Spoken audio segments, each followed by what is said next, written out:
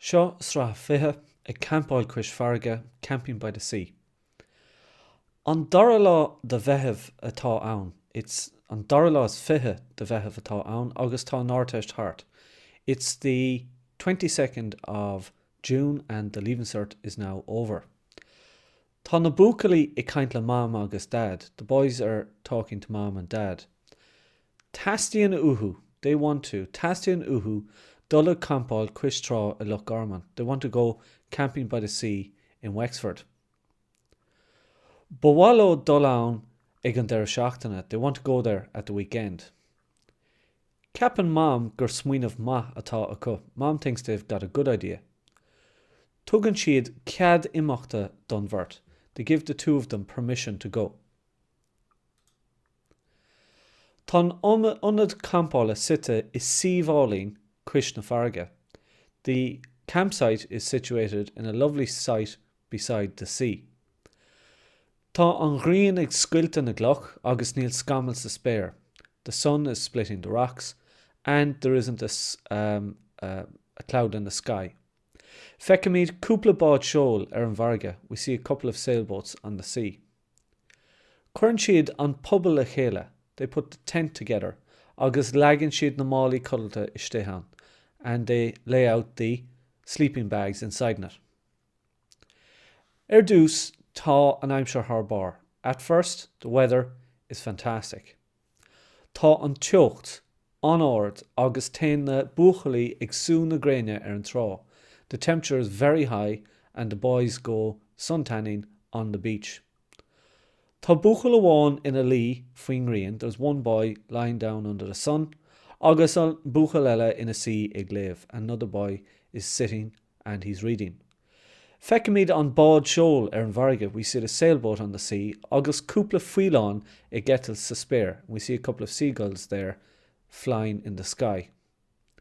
Go toban, tosíonn sé ag stalla báistí. Very suddenly it starts pouring rain. Feicimid scamal dubha sa spéir. We see black clouds in the sky. Tehann siad, that's a new verb for you. They flee. Tehann siad an trá. They flee from the beach. Cho tapig agus is féidir lo, as fast as they can. Nuair thriceann siad ag an bubble, when they arrive back at the tent, find siad amach gur lag an ghé é. They find out that the wind knocked it. Tá díomá an down an murtacud. The two of them are terribly disappointed. Tá gachród sa phobal fluch báite. Everything in the tent is soaked.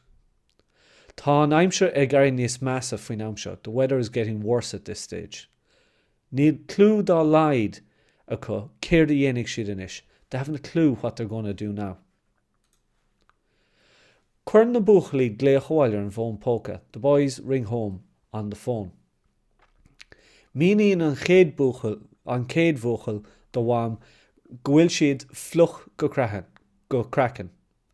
The first boy explains to mom that they're soaked to the skin. Der sé gohfuil díma ar. He says that he's disappointed.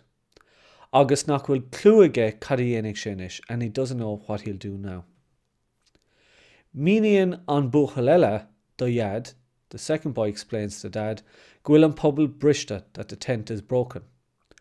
Their dad gohfuil óstán jazz in aice lámha don an campála. Dad says there's a nice hotel right beside the campsite. Tá aithne aige ar Monasteir. He knows the manager. Cuireadh dad gléach ar Monasteir agus socróigh sé labba agus lóistín don bhirt. Dad will give the manager a call and he'll arrange B&B for the two of them. Tá na buachailí ina sea sa bhíolin in Óstán na Fáile. The boys are now sitting down in the restaurant in Óstán na Fáile.